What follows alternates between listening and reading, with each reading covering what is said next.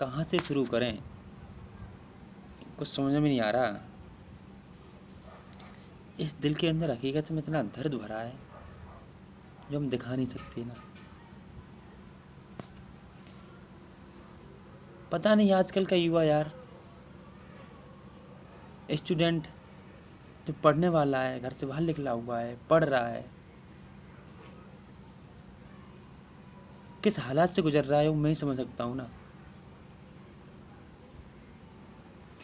Movie का तो पता नहीं, पर एक डायलॉग देखा था ना हमने यूट्यूब पर, सच में तो भारत देश में वही हो रहा है ना।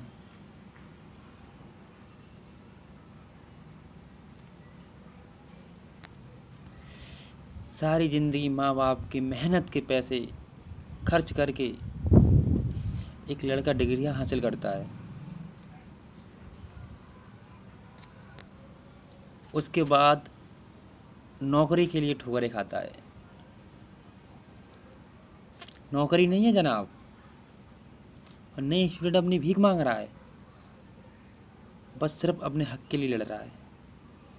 जो उसका राइट है, जो उसका हक है, उसके लिए लड़ रहा है। नौकरी आ भी जाती है, पेपर नहीं हो रहा जनाब। नौकरी है पर पेपर नहीं हो रहा। पेपर के लिए आंदोलन करे, प्रोटेस्ट करे, पेपर की डेट आ जाती है, पेपर हो भी जाता है।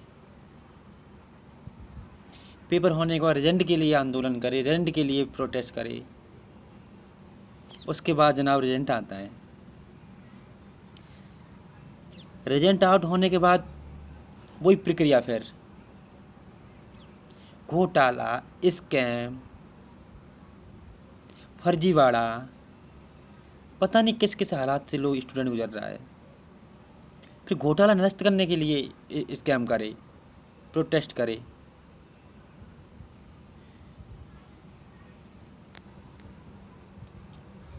प्रोटेस्ट करने के बाद साला भर्ती पर रोक लग जाती है, भर्ती कोर्ट में पहुंच जाती है। एक एक भर्ती साली 5-5, 6-6 सालों में पूरी हो पाती है। जो स्टूडेंट 20 साल का था, भर्ती पूरी होने होने में 26 साल हो गई उसे एज को।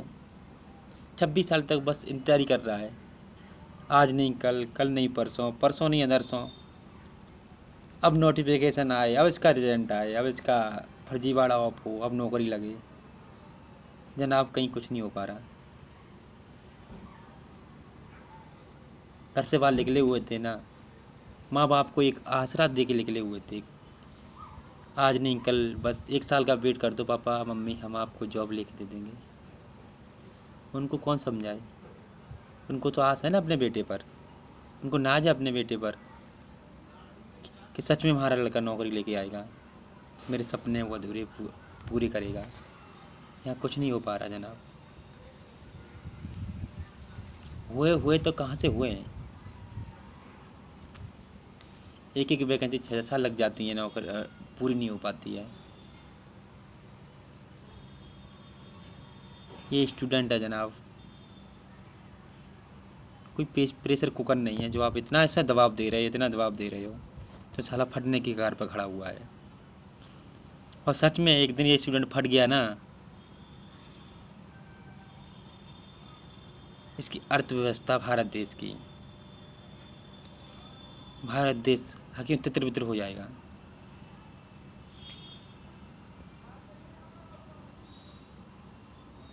कुछ नहीं है, बस कहते ना है कि एक छात्र, एक स्टूडेंट ही देश का भविष्य होता है।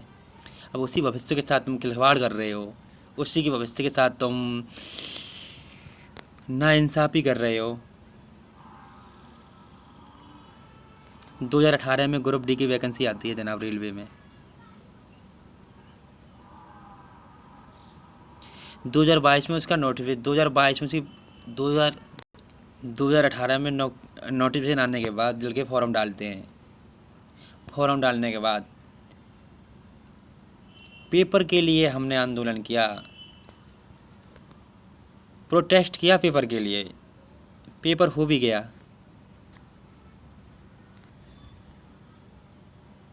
नोटिस में रखा हुआ था कि CBT 1 होगा, फिजिकल होगा, डॉक्यूमेंट वेरिफिकेशन होगा। ठीक है जनाब, सब लड़के ने मान लिया, हाँ शाम करने को तैयार हैं। जब परीक्षा की तारीख निकट आती है तब उसमें दूसरा तुम नोटिफिकेशन देते हो ना कि उसकी CBT 2 होंगे, दो दो पेपर होंगे। कहाँ तक तोड़ोगे स्टूडेंट को, कहाँ तक तोड़ोगे? इतना मन तोड़ो जनाब, एक छात्र हकीकत में सुसाइड करने के लिए मजबूर हो जाए, उसकी हत्या का जिम्मेदार कौन होगा?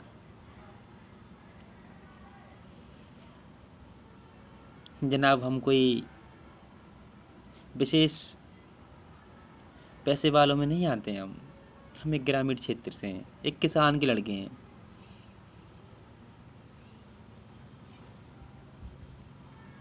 हमें उतना ही मिलता है जितना सीमित होता है। उस ग्रामीण क्षेत्र को करने के लिए, कुछ ग्रामीण क्षेत्र से ऊपर बढ़ने के लिए हम कुछ करते भी हैं, आप होने नहीं देते हो।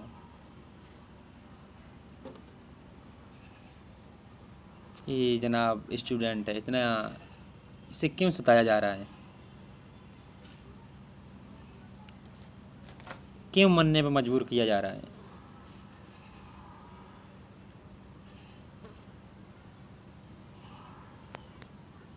क्यों उसको आतंकी बनाया जा रहा है? जब हम स्टूडेंट किसी काम को करवाने के लिए रोड पर निकलते हैं ना, आपको बर्दाश्त नहीं होता है, लाठियाँ चलवाते हो, गोलियाँ चलवाते हो, आंसू गैस के गोले फेंकवाते हो, केस दर्ज करवाते हो। इससे बढ़िया ये ना,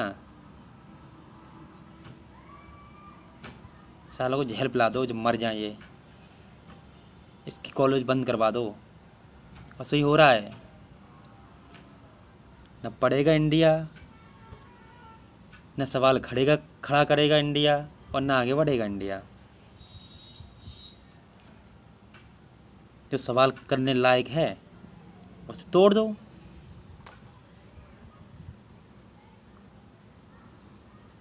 उसे इतना सीमित न रखो जो सवाल करे, खड़ा करे आपसे।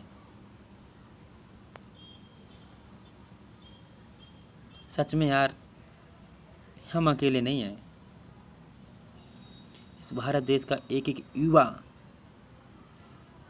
जो सच में एक नौकरी के लिए दर्द भटक रहा है, उसका दर्द आप सहन नहीं कर सकते, इसका दर्द बर्दाश्त नहीं कर सकते आप। भरा पड़ा हुआ है अंदर से। ऐसा क्यों? जनाब भीख नहीं मांग रहे आपसे हम, मुझे भीख दो, मुझे मेरा हक चाहिए। वो हक हम लेके रहेंगे। उसके लिए मुझे, आप समझ सकते हो ना, उसके लिए मुझे अब आगे कहने के लिए मुझे कुछ ज़रूरत नहीं है, और आपको समझना पड़ेगा। ये हिटलर ईगो नहीं है, ये तानाशाह हिटलर ईगो नहीं है। जो आप करोगे वही होगा। हम स्वतंत्र हैं, संविधान के कायदा कानून भी मालूम है।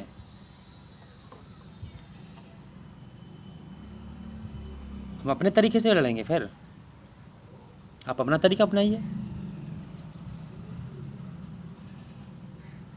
और जिस दिन सच में इस देश का युवा भड़क गया नहीं, इस सिस्टम को उखाड़ के फेंक देगा।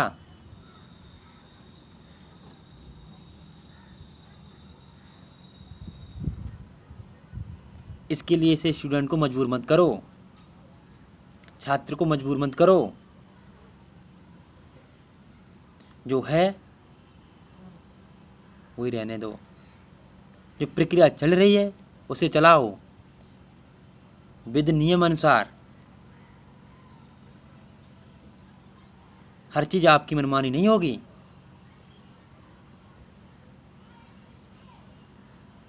आपने मूड उठा दिया, ये करेंगे वो हो रहा है, ऐसा नहीं होगा। हर चीज़ का नियम होता है, हर चीज़ का कानून होता है। कानून मन तोड़ो जनाब।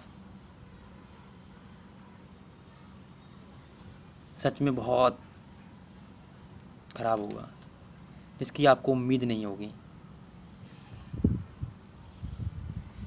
बस मैं आपसे ये कहना चाहता हूँ अंतिम कुछ शब्दों में, जो है उसे सही कर लो आप।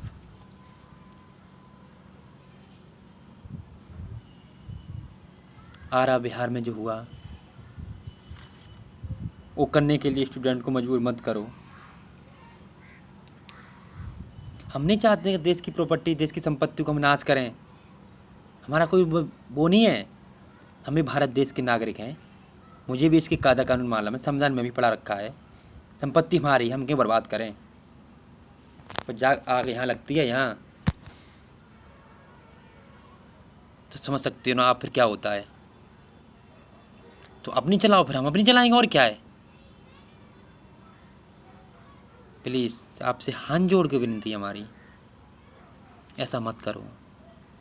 सच में ऐसा मत करो। जो है विधिवत नियम अनुसार, कानून अनुसार तो सच्चाई है, उसे चलने दो ना आप। उसी में अच्छाई हमारी भी, आपकी भी। ना आपसे कुछ कहेंगे, ना मुझसे आप कुछ कहने वाले होगे। बस आपसे यहीं वाणी को विराम देता हूँ। बस आप या सोच समझ के कुछ करें, हर चीज़ का सोच समझ के फैसला लें। पर जानते युवा शक्ति क्या होती है।